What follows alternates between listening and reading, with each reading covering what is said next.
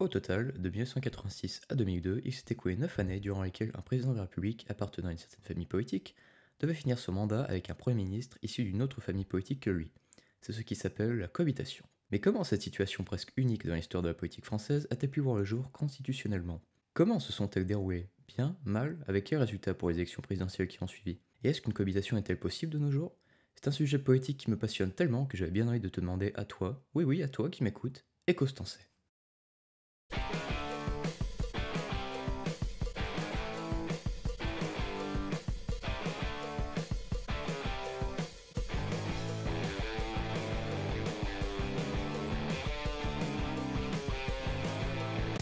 Alors avant de me lancer dans une explication qui comporte beaucoup de termes politiques assez simples de prime abord, mais qu'il convient quand même de définir pour que les néophytes s'y retrouvent, prenons une nouvelle fois un petit instant Wikipédia pour définir ce qu'est une cohabitation et qui sont les acteurs qui s'y rapportent. Tout d'abord, le terme de cohabitation a été trouvé par Édouard Balladur en 1983 de mémoire et désigne la coexistence institutionnelle entre un chef de l'État et un chef de gouvernement, donc un président et un Premier ministre, politiquement antagonistes, c'est-à-dire qu'ils n'appartiennent pas à la même famille politique.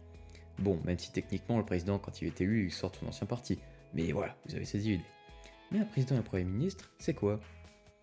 Le président de la République est le chef de l'État d'un pays ayant une forme républicaine de gouvernement. Il peut être élu soit au suffrage universel direct, donc par l'ensemble des électeurs, pour une période allant généralement de 4 à 7 ans selon les pays. En France, c'est au suffrage universel direct depuis 1962 et pour 5 ans depuis l'an 2000.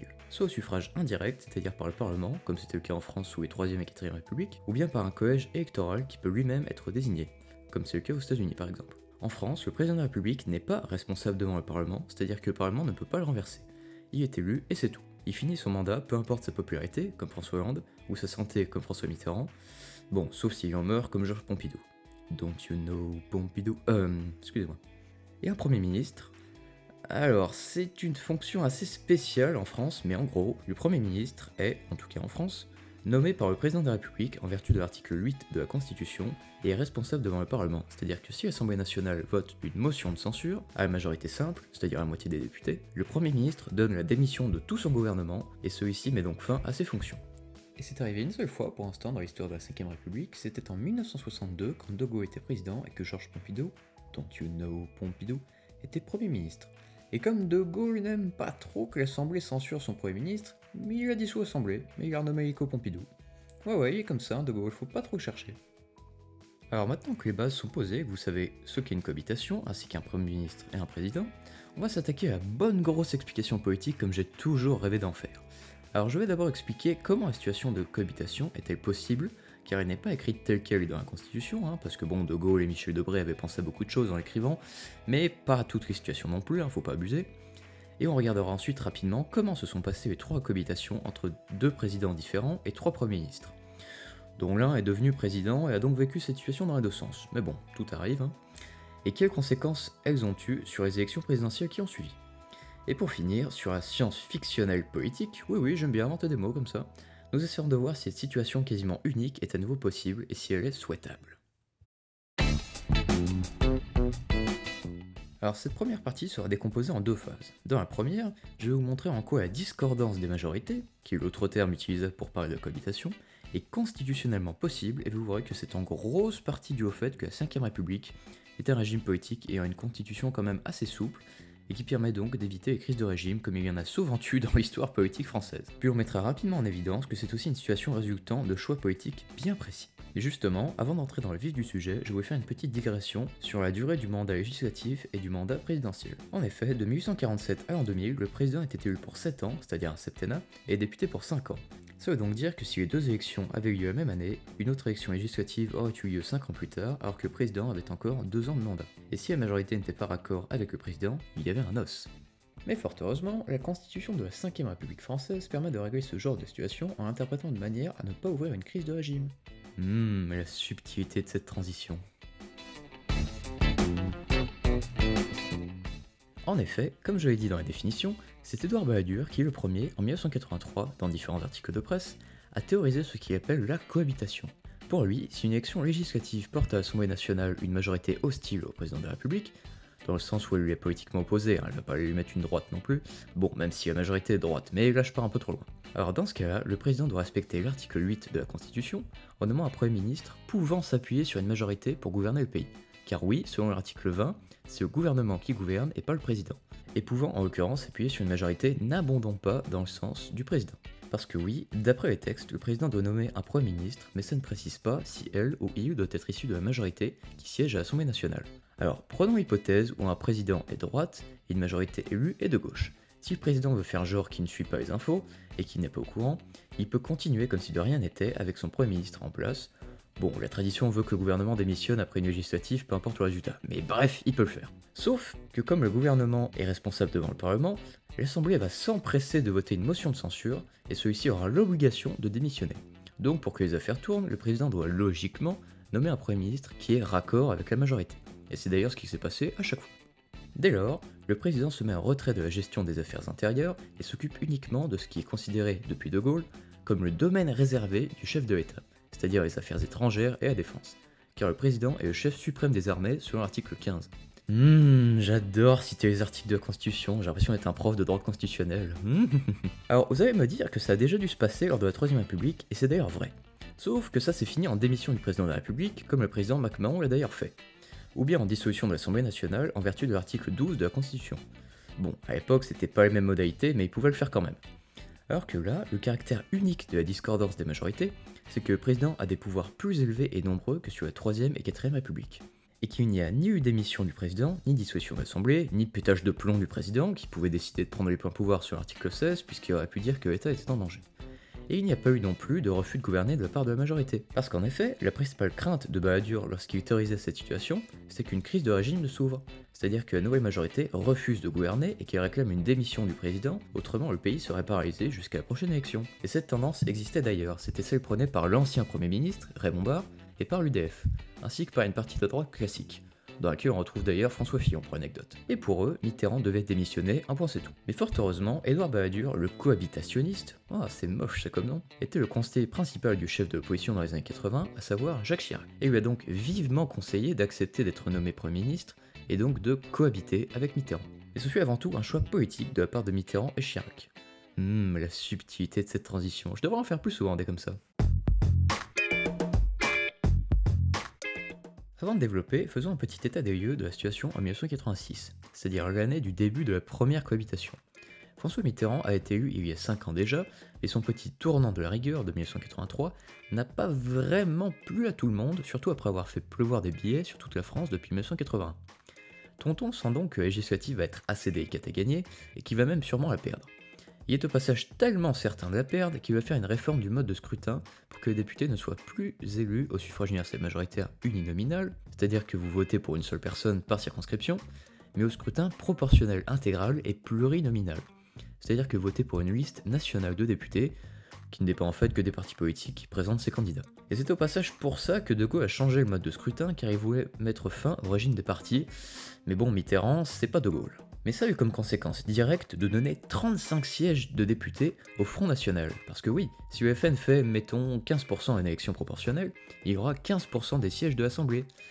Et oui, c'est bien tonton, ouvre un boulevard pour Jean-Marie, on a tous avec toi, youpi la génération Mitterrand. Alors bon, en vrai, il a fait ça d'une part pour réduire les sièges tenus par la droite en permettant au FN de les prendre, mais donc avant tout pour imiter la victoire de la droite, parce que oui, la logique du scrutin majoritaire, c'est de permettre à une vraie majorité d'émerger, alors qu'il n'y a que le scrutin proportionnel, la majorité que représente le RPR de Chirac et UDF, donc le parti centriste, n'est que de quelques sièges, et c'est pas grand chose pour gouverner ça. Mais la droite ayant donc la majorité, Mitterrand décide de respecter la volonté du peuple, comme on dit, et nomme le chef de l'opposition, Jacques Chirac. Alors notez déjà que le choix du Premier ministre de cohabitation est en soi un choix politique, puisque Mitterrand hésitait beaucoup entre Jacques Chirac, le président du RPR, qui était le principal parti de la nouvelle majorité, et Jacques Chaban-Delmas, qui avait été mis sous De Gaulle, général de la Résistance, Premier ministre de Pompidou, candidat à l'élection présidentielle de 1974, il était maire de Bordeaux depuis 40 ans à l'époque. Bon, il avait du bagage quoi le mec, hein. Mais Mitterrand a quand même préféré nommer Chirac. De même, en 1993, Mitterrand avait donc nommé Édouard Balladur comme Premier ministre, alors même que ce n'était pas lui le chef du parti vainqueur, le chef, c'est encore Chirac. Mais pour l'anecdote, je vais ici laisser parler un spécialiste. C'est-à-dire que Jacques Chirac avait dit de manière très nette, parce qu'il en avait été traumatisé, qu'il ne reviendrait pas en cohabitation face à François Mitterrand. Et Jacques Chirac a la chance d'avoir à côté de lui Édouard Balladur, dont il pense que c'est un homme faible. Il se moque des maux de tête permanents d'Édouard Balladur. Ce type-là, parce que Pasqua lui dit, mais si vous laissez aller Balladur à Matignon, mais il sera candidat à la présidentielle. Balladur, candidat à la présidentielle. Mais vous me faites rire, Charles. Donc, c'est Édouard qui ira à Matignon. Pour moi, il me servira moi. Et en plus, il y avait une autre hypothèse. Si c'était non pas le RPR qui était grand parti majoritaire de la majorité, mais plutôt l'UDF, alors là, Mitterrand se serait fait un grand plaisir de nommer non pas Giscard, parce que bon, ça aurait été trop la honte de nommer un Premier ministre, l'ancien président qu'il avait battu à sa réélection, même s'il était président de l'UDF, mais plutôt Raymond Barre, qui, même s'il était opposé à la cohabitation en 86 et avait été candidat en 88, ça aurait bien plu à Mitterrand plutôt que de voir Chirac et Balladur faire leurs petits arrangements. Alors, pour finir avec le choix du Premier ministre, on peut vite fait parler de la cohabitation de 97, en disant que comme c'était une majorité dite plurielle, composée de plusieurs petits partis, le parti majoritaire restant le Parti Socialiste, Chirac a nommé Lionel Jospin, bon là rien de spécial à dire de plus. Par contre, on reproche souvent à Mitterrand de ne pas avoir démissionné après avoir perdu la législative de 86, et c'est d'ailleurs de ça qu'on va parler, parce que c'était également un choix politique. En 1986, encore une fois, la gauche perd la législative et le RPR et l'UDF sont majoritaires à l'Assemblée nationale. C'est donc un désaveu du président de la République, puisque le peuple ne lui a pas envoyé une majorité de sa couleur politique. Alors dès cet instant, tous les commentateurs et les hommes politiques de l'époque se sont soit demandé pourquoi il ne démissionnait pas, soit indignés du fait qu'il ne prenait pas la responsabilité de le faire. Et Mitterrand se justifiait en disant « Est-ce que j'ai été élu pour un certain temps. Mais tout le temps que ce temps m'est confié, j'en use. C'est normal, non? Il suffirait que quelqu'un hausse un peu le ton, fronce les sourcils, menace pour un chef de l'État s'effondre. Pas sérieux. Et techniquement, je suis désolé de le dire, et moi aussi ça me fait mal au cœur, mais il avait raison, puisque le président de la République tire sa légitimité du peuple, qui est au suffrage universel direct, comme je vous l'ai déjà dit auparavant. Il ne dépend pas de l'Assemblée nationale, et un changement de majorité n'a donc aucune conséquence constitutionnelle. Par contre, sous la 3e et la 4e République, comme le président était élu par le Parlement, là, effectivement, c'eût été, oui, j'aime bien utiliser le plus que parfait du subjonctif, comme ça, tranquillement, c'eût été logique qu'il démissionne si la majorité n'était plus la même que celle qui l'avait élu. Et c'est d'ailleurs pour ça que De Gaulle voulait mettre le président à l'abri du Parlement en le faisant élire d'abord au suffrage universel indirect, puis pour qu'il y ait une légitimité plus forte au suffrage universel direct, comme les députés. En parlant de Gaulle, justement, il a même failli vivre une cohabitation car il sentait que l'élection législative de 67 allait être tendue, et elle l'a d'ailleurs été, car la majorité n'était que d'un seul député. Et d'après témoignages publiés après coup, il avait émis la possibilité de cohabiter sans démissionner, donc il faut arrêter de dire que De Gaulle aurait démissionné à chaque rupture politique. Bon, même s'il l'a fait en 47 et en 69, mais bref, passons. Donc, même si c'était un énorme désaveu, le président n'a aucune raison de partir, surtout si c'est une élection qui arrive de façon régulière. Par contre, si le président décide de dissoudre l'Assemblée nationale, mais que la majorité n'est pas reconduite, là je crois que le déshonneur est tellement suprême qu'il devrait vraiment partir parce que c'est la honte intégrale. Et là je te regarde, Papy Chirac, parce que cette connerie, t'es le seul à l'avoir faite. Mes chers compatriotes, après consultation du Premier ministre, du président du Sénat, du président de l'Assemblée nationale, j'ai décidé de dissoudre l'Assemblée nationale. Et c'est même pire, je crois, que de perdre un référendum qu'on a soi-même organisé. Voici maintenant notre estimation Ipsos des résultats de ce référendum. Les Français rejettent la Constitution européenne, le non l'emporte largement. Décidément, Chirac, tu cumules les bourdes présidentielles, mais bon, tu dois même plus t'en rappeler, désolé pour toi. Ainsi, au terme de cette première partie qui fut quand même assez longue, je m'en excuse, mais j'aime tellement parler de politique, qu'est-ce que vous voulez, nous avons donc vu que la cohabitation était à la fois le résultat d'une interprétation de la Constitution, qui est assez souple pour permettre ce genre de situation, et en plus le résultat de choix politiques visant à ne pas ouvrir une crise de régime. Mais au fait, comment est-ce que se sont déroulées ces cohabitations ? La subtilité de la transition, j'adore ça. Alors cette partie sera beaucoup plus rapide que la première, elle sera surtout composée d'anecdotes, parce que si je devais détailler en plus chacune des 3 cohabitations, je crois que la vidéo ferait 3 heures. Mais retenez juste qu'elles se sont passées de 2 manières. Violemment dans le cas de la première, parce que oui, la première fois ça surprend toujours, on est assez déçu et ça peut faire mal, et... Mais de quoi est-ce que je parle moi ? ou bien assez calmement dans le consensus entre le président et le Premier ministre dans le cas des deux autres. Mais voyons d'abord pourquoi est-ce que la première était si violente, si sauvage, avec autant de coups et de douleurs, et non, je parle pas du tout de ce à quoi vous êtes en train de penser, bande de cochons. Alors, l'aspect conflictuel de la première cohabitation peut se résumer en un exemple. Bon, en vrai, il y en a beaucoup d'autres, mais là, il faut vraiment que j'abrège quand même un peu. C'est l'exemple de la non-signature des ordonnances gouvernementales. Alors, petite description rapide de ce que sont les ordonnances. Lorsqu'un gouvernement veut réformer rapidement, ou bien lorsqu'il n'a pas une majorité assez forte ou stable à l'Assemblée, comme c'était le cas en 1986 par exemple, il peut légiférer par ordonnance, c'est-à-dire que, après un vote à la majorité, l'Assemblée permet au gouvernement de rédiger des ordonnances qui font office de loi, sans qu'elles soient chacune votées par le Parlement, car ça mettrait du temps et certaines ne passeraient peut-être pas. Mais en plus du vote sur les ordonnances à l'Assemblée qui doit avoir lieu avant et après leur création, le président doit les signer pour qu'elles puissent être appliquées. Manque de bol, comme c'était des ordonnances de privatisation pour vendre le capital de certaines entreprises nationalisées en 1981, et donc qui redeviennent privées, Mitterrand, le socialiste avec sa rose à la main, etc., n'était pas trop d'accord avec les méthodes libérales de Chirac, et il refusa donc de les signer. Alors je laisse donc grand-père Charles résumer ce qui aurait pu se passer, et paix à son âme de Corse au passage. Jacques Chirac, lui, considère que si François Mitterrand refuse de laisser le gouvernement légiférer par ordonnance, c'est une rupture, qu'il faut en prendre acte et qu'il faudra partir. Et en conséquence, essayer de provoquer un mouvement dans le pays qui devrait conduire à la dissolution. Une crise de régime, en fait. Oui. Mais ça n'a eu comme seule conséquence, outre le fait qu'il avait fallu faire voter toutes les ordonnances de privatisation par le Parlement, et que ça a donc été long, que l'autorité de Chirac était diminuée et que les Français voyaient bien que Mitterrand ne se laissait pas faire, et qu'il n'était pas aussi inactif que président de la 3e ou de la 4e République. Donc cela montre bien que la première cohabitation était quand même assez conflictuelle parce que Mitterrand et Chirac seraient en plus candidats l'un contre l'autre à la présidentielle de 88, et qu'il ne fallait donc pas trop que leur code dans l'opinion ne se désagrège. Mais ce qui a été le cas pour Chirac, c'est moche. Par contre, je ne vais pas détailler les deux autres cohabitations en fait, car je réserve la deuxième à une vidéo spéciale qui arrivera un peu plus tard. À la place, j'ai plutôt envie de vous parler de la conséquence principale de la cohabitation sur les élections présidentielles qui ont suivi. Et c'est bien sûr le fait que jamais un Premier ministre n'a été élu après une cohabitation. Cela vient principalement du fait qu'il est extrêmement difficile d'être d'une part Premier ministre et durablement populaire, comme ça a été le cas pour Chirac en 88, qui s'est pris une monstrueuse rouste face à Tonton, avec seulement 46% des voix. Ça fait mal. Ou bien d'incarner le renouveau politique, comme les Français l'aiment tant, après une fin de mandat, comme ça a été le cas pour Balladur en 95, qui n'a même pas passé le premier tour, pauvre Édouard. Ou bien d'arriver à gérer une majorité parlementaire composée de plusieurs petits partis politiques, qui vont donc logiquement s'opposer lors de la présidentielle, comme ça a été le cas pour Jospin en 2002, puisqu'il n'a pas passé le premier tour, à cause notamment de la candidature d'une certaine... comment elle s'appelle? Ah oui, Christiane Taubira. Je pourrais en effet faire une vidéo entière sur les premiers ministres, mais je garde ça pour plus tard dans l'année. Et je vais donc arrêter cette partie ici. Retenez donc que la cohabitation s'est d'abord très mal passée dans le cas de la première, avant de s'apaiser pour les deux suivantes, mais qu'elles ont toujours eu la même conséquence pour le Premier ministre en place.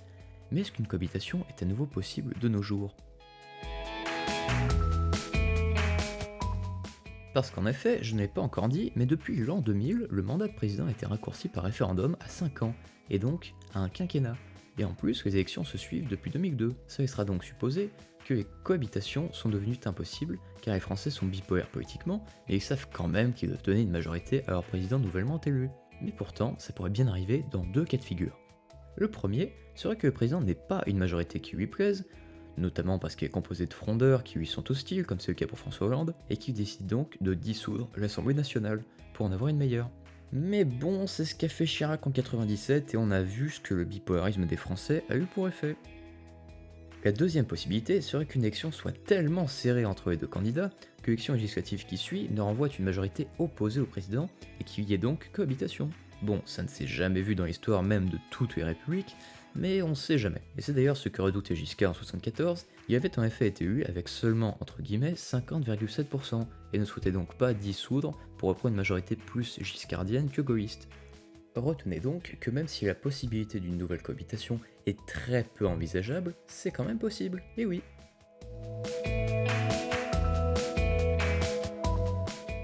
Ainsi donc, j'aime bien cette expression aussi. La cohabitation apparaît comme une anomalie typiquement française digne de notre bipolarisme politique dont je reparlerai, mais qui a néanmoins été rendue possible par la souplesse de la Constitution et par certains calculs politiques. et qui ne sont pas, dans l'ensemble, trop mal passés, même si le Premier ministre y a toujours perdu, et que c'est un scénario qui paraît maintenant très peu envisageable. En tout cas, ce sont dans des situations comme celle-ci que la 5ème République s'exprime le mieux. En effet, c'est d'abord un régime politique parlementaire, et donc avec un Premier ministre qui gouverne, comme c'est le cas en cohabitation, mais avec un président de la République faisant office d'arbitre au pouvoir renforcé, comme c'est le cas lors de la discordance des majorités. Piou, voilà, c'est à peu près tout ce que je vais vous dire sur la cohabitation.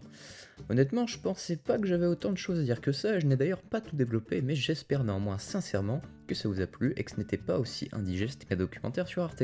D'ailleurs, en parlant de documentaire, les transitions jusqu'au bout du bout, je vous recommande très vivement de regarder les documentaires et films suivants. Le pouvoir ne se partage pas, dont j'ai mis des extraits dans la vidéo, qui est un documentaire mélangé avec des scènes tournées avec des acteurs et qui est basé sur le livre écrit par Balladur lui-même sur sa période de cohabitation avec Mitterrand.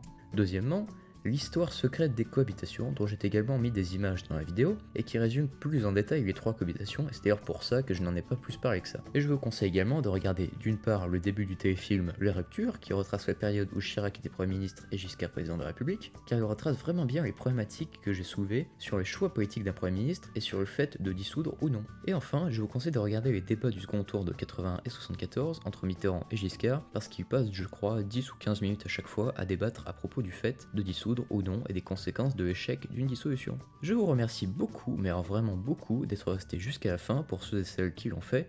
Vous me feriez un très grand plaisir en partageant cette vidéo le plus possible pour qu'un maximum de personnes la voient, parce que la politique est un sujet vraiment sérieux et important, et qui me tient à cœur, vous l'avez compris. Prenez soin de vous, on se retrouve très vite pour une prochaine vidéo d'économie ou de politique. Bye bye.